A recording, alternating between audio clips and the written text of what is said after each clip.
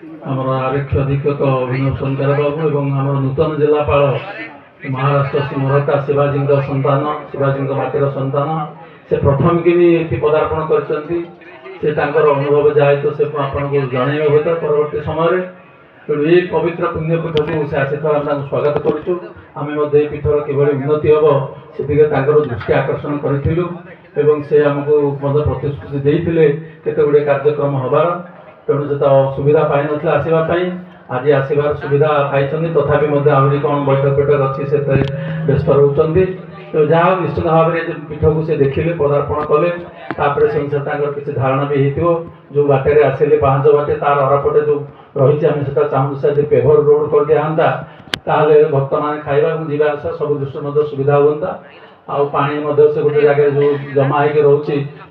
DFO भी दृष्टि आकर्षण करूँ पानी रही स्टार्ट हो व्यवस्था कले